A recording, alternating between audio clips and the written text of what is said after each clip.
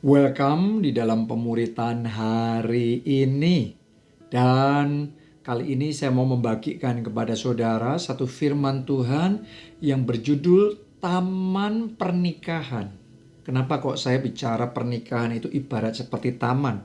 Yes, karena sungguh-sungguh pernikahan itu ibaratnya taman yang perlu dirawat supaya bisa bertumbuh dengan baik dan menjadi taman yang indah dan menyenangkan. Saya ajak saudara baca di Kejadian 2 ayat yang ke-8 dan 15. Ayat 8. Selanjutnya Tuhan Allah membuat taman di Eden. Di sebelah timur, disitulah ditempatkannya manusia yang dibentuknya itu. Sekarang ayat yang ke-15. Tuhan Allah mengambil manusia itu dan menempatkannya dalam Taman Eden untuk, perhatikan, mengusahakan dan memelihara taman itu. Jadi ternyata ketika Tuhan menciptakan manusia, yaitu Adam dan Hawa, itu manusia yang pertama, Tuhan menempatkan mereka ke Taman Eden dengan tujuan untuk mengusahakan dan memelihara taman itu. Kenapa? Karena taman itu butuh diusahakan. Taman itu butuh dipelihara. Sehingga jadinya bagus, jadinya indah, jadinya menyenangkan. Nah, sama demikian juga halnya dengan pernikahan kita. Pernikahan kita itu ibaratnya taman di mana Tuhan taruh saudara dan pasangan Anda di situ.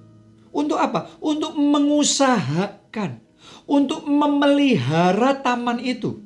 Gak bisa dicuekkan, gak boleh dibiarkan begitu saja. Karena kalau taman dibiarkan begitu saja, muncul banyak ilalang, banyak tanaman liarnya. Akhirnya tamannya yang indah jadi rusak, jadi terbengkalai, jadi kacau balau. Jadi yang namanya taman itu harus diusahakan, harus dipelihara, harus dirawat, harus dikerjakan sedemikian rupa. Maka taman itu akan menjadi taman yang sangat indah, sangat menyenangkan, yang kita bisa nikmati bersama. Doa saya mulai hari ini, Anda bisa menangkap rema firman Tuhan ini sehingga saudara bisa mengerti bahwa pernikahan saudara itu nggak boleh dibiarkan, nggak boleh terbengkalai, nggak boleh dicuekkan terus tiba-tiba jadi bahagia sendiri, jadi indah sendiri. Anda akan kecewa. Karena yang namanya pernikahan bisa bahagia, hubungan bisa jadi indah, keluarga bisa jadi harmonis. Tolong dengarkan baik-baik, itu tidak terjadi dengan sendiri. Itu butuh diusahakan, butuh dirawat, butuh dikerjakan sedemikian rupa, maka Anda akan menikmati hasil yang menyenangkan dari pernikahan dan dari keluarga saudara. Nah, hari ini saya mau bagikan kepada kita 3 langkah mengusahakan dan mengerjakan taman pernikahan kita. Saya sebut ini dengan 3P. Oke, yang pertama P-nya dalam bahasa Inggris adalah preparation atau persiapan. Tahukah saudara bahwa seorang tukang kebun, tukang taman pasti punya persiapan sebelum mulai menggarap taman tersebut. Apa yang dia lakukan? Dia pasti akan memastikan tanahnya harus bagus. Ya, tanahnya dibajak dulu, digemburkan dulu supaya subur, supaya ready. Dia harus tahu jenis tanaman apa yang akan ditanam, yang cocok di situ. Dia harus tahu nanti bentuk tamannya mau dibuat jadi seperti apa, peralatan apa saja yang dibutuhkan. Jadi sebelum dia mulai mengerjakan taman itu harus ada persiapan. Demikian pula kalau kita mau taman pernikahan kita berhasil, taman pernikahan kita jadi indah, jadi bahagia. Saya ajak saudara, ya, bahkan khususnya Anda yang belum menikah, saudara sudah mempersiapkan sejak dari awal pernikahan saudara. Ya, persiapan apa saja yang harus kita lakukan. Buat saudara yang sudah menikah, Anda bisa pelajari ini dan Tetap tidak terlambat, walaupun Anda sudah menikah, Anda bisa mulai kerjakan hal-hal yang saya bagikan ini, yang buat belum menikah itu sebagai sebuah persiapan. Oke, yang pertama yaitu persiapan rohani. Tahukah saudara, ini justru yang terpenting dulu. Kalau saudara belum terima Yesus sebagai Tuhan dan Juru Selamat, atau pasangan saudara belum, ya, saudara harus pastikan sebelum memasuki pernikahan itu saudara harus punya Tuhan di dalam hidup saudara, punya Yesus sebagai Tuhan dan Juru Selamat dalam hati saudara dan dalam hati pasangan saudara. Ini penting sekali. Kalian berdua secara rohani harus bertumbuh dulu. Hubungan pribadi dengan Tuhan harus bertumbuh dulu. Firman Tuhan harus bertumbuh dulu. Dan Anda berdua harus mengalami kepenuhan Roh Kudus terlebih dahulu. Ini bagian dari persiapan rohani yang akan menentukan seperti apa kebahagiaan di dalam pernikahan saudara. Karena itu pastikan persiapan rohani Anda lakukan dengan benar. Yang kedua, yang berikutnya, ini masih sangat berkaitan dengan yang pertama. Yang kedua adalah persiapan mental dan emosi. Kenapa ini penting? Karena saudara untuk bisa memiliki pernikahan yang bahagia butuh yang namanya kedewasaan. Kedewasaan di dalam karakter kita. Kalau saudara bertumbuh secara rohani, akan lebih mudah buat saudara bertumbuh di dalam karakter saudara. Anda bisa mulai bertumbuh sehingga Anda memiliki karakter Kristus di dalam hidup saudara, pola pikir yang baik, ya, karakter yang dewasa. Karena kalau orang dewasa masuk dalam pernikahan, ada masalah, orang dewasa bisa menyelesaikan lebih baik. Tapi kalau karakter kita belum dewasa, kita masuk dalam pernikahan, ya, orang belum dewasa itu gampang curiga, cepat marah, terus kemudian gampang berbohong, sering berbohong. Hal-hal yang kayak gitu itu adalah bentuk ketidakdewasaan, ya, nggak punya pengendalian diri, nggak ada penguasaan diri. Tanpa hal-hal yang seperti itu, tanpa kedewasaan, pernikahan susah untuk bahagia. Itu sebabnya kalau kita mau taman pernikahan kita jadi indah, jadi baik, kita harus memastikan ada pertumbuhan rohani, ada kedewasaan di dalam karakter kita. Karena itu perlu persiapan mental dan emosi. Yang ketiga, persiapan jiwa. Ya, saudara butuh untuk mempersiapkan jiwa sudah, pemikiran sudah ready masuk di dalam pernikahan. Amsal 24 ayat 5 berkata, orang yang bijak lebih berwibawa daripada orang kuat. Juga orang yang berpengetahuan daripada orang yang tegap kuat. Ya, saya bacakan dalam versi King James, bahasa Inggris. A wise man is strong. Jadi orang berhikmat itu kuat. Yea, a man of knowledge increases strength. Jadi orang yang berpengetahuan itu meningkatkan kekuatan. Peluang untuk saudara sukses di dalam pernikahan saudara akan meningkat drastis kalau saudara memperlengkapi diri saudara sendiri dengan pengetahuan-pengetahuan bagaimana membangun pernikahan yang harmonis, pernikahan yang bahagia. Karena itu ambil waktu, baca buku-buku yang baik tentang pernikahan untuk memperlengkapi diri saudara. Ikut seminar-seminar pernikahan. Di gereja kita juga ada kelas bimbingan pranikah. Anda ikuti itu. Karena itu akan memperlengkapi saudara supaya kita bisa membangun pernikahan yang baik, yang bahagia. Ingat baik-baik, pengetahuan kita akan pernikahan sangat menentukan kebahagiaan di dalam pernikahan kita. Kalau kita mau invest waktu untuk belajar, memperlengkapi diri kita dengan pengetahuan, itu akan sangat membantu kita untuk kita bisa membangun dan mengerjakan taman pernikahan kita sehingga jadi indah dan menyenangkan. Persiapan yang keempat yaitu persiapan finansial. Ini juga penting.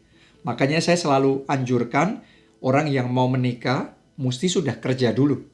Ya, kalau Anda sudah kerja, ada penghasilan, ada kemapanan, Anda masuk dalam pernikahan, pernikahan saudara lebih stabil, lebih bagus, lebih kokoh.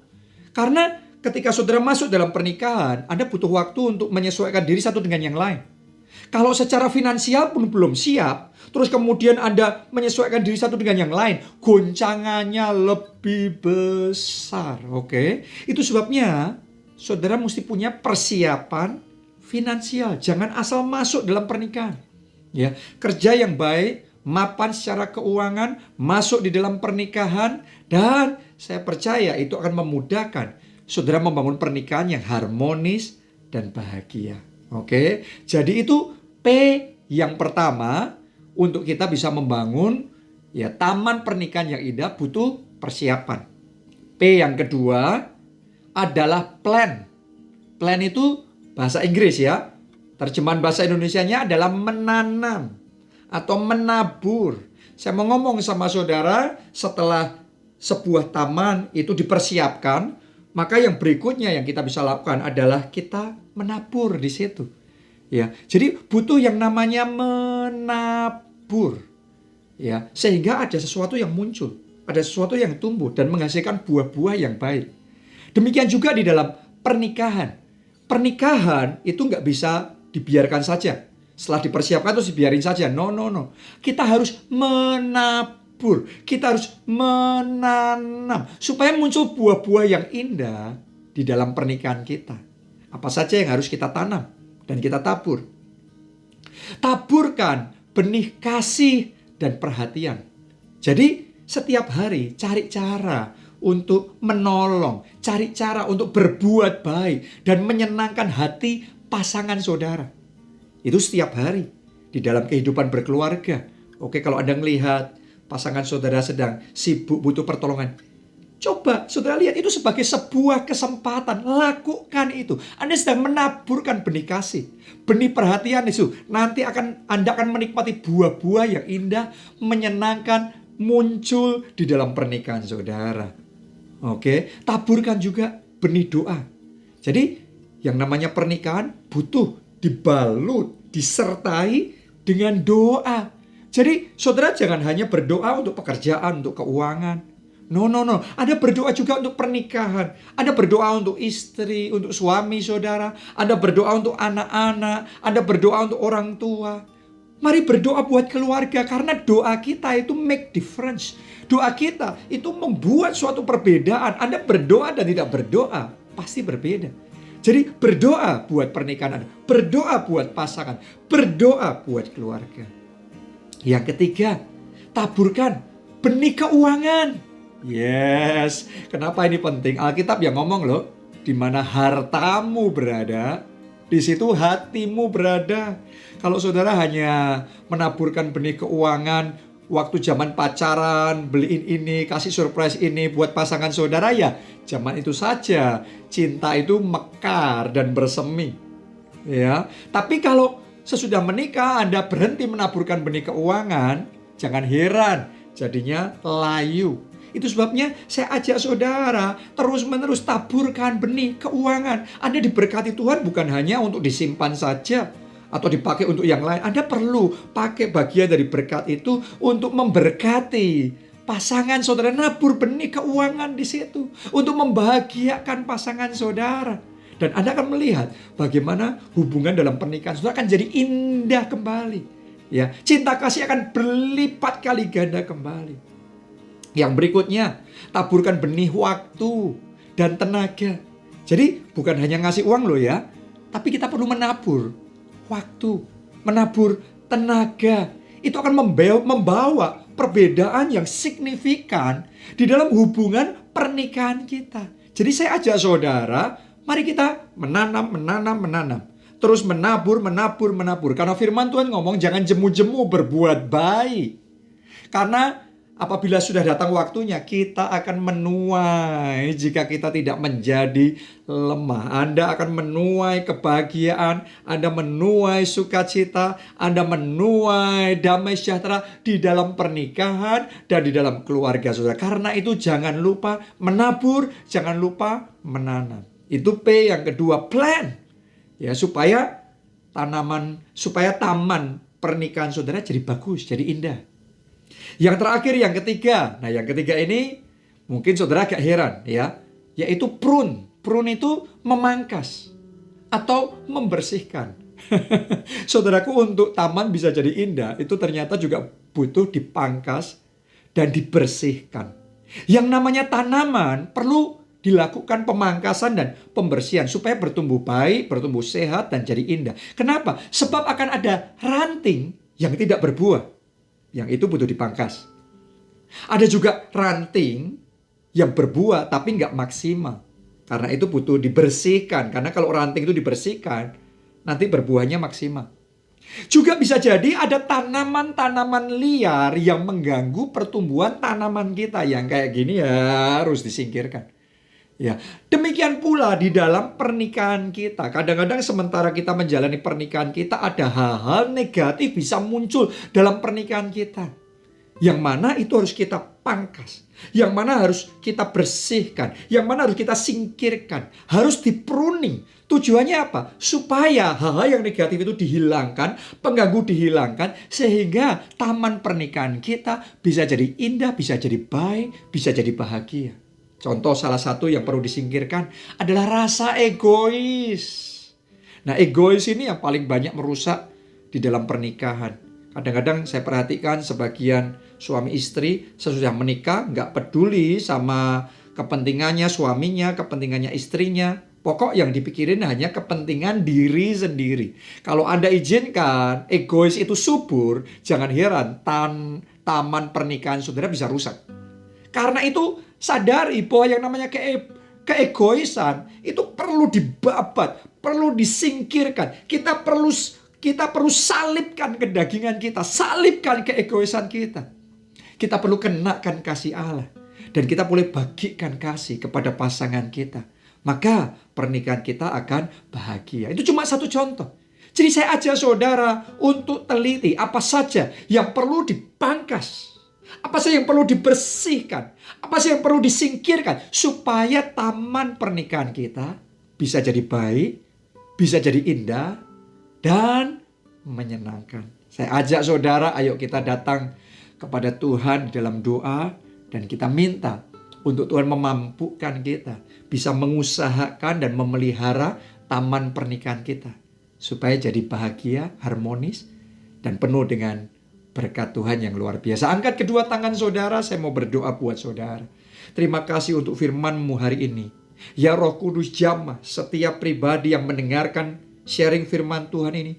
Buka hati kami, sehingga kami menerima firman Tuhan ini sebagai kebenaran yang kami mau praktekkan, yang kami mau lakukan dalam hidup kami. Dan kami berdoa Tuhan, sungguh-sungguh Tuhan yang menolong, membantu kami, sehingga taman pernikahan kami jadi taman pernikahan yang indah, taman pernikahan kami yang menyenangkan, yang penuh dengan kebahagiaan. Juga pakai Tuhan hidup kami, pakai pasangan kami, pakai keluarga kami untuk melayani Tuhan. Jadi saksi Kristus, sehingga melalui hidup kami banyak jiwa diselamatkan. Sehingga melalui keluarga kami banyak keluarga dipulihkan. Kelompok sel dibangun. Dan nama Tuhan dipermuliakan. Terima kasih Tuhan Yesus, dalam nama-Mu kami berdoa. Amin. Amin. Kalau Anda diberkati dengan firman Tuhan ini, Anda bisa bagikan kepada teman-teman saudara, sharekan linknya, dan saya percaya semakin banyak orang yang akan dijamah dan diberkati oleh Tuhan. Salam keluarga Allah, Tuhan memberkati. Amin.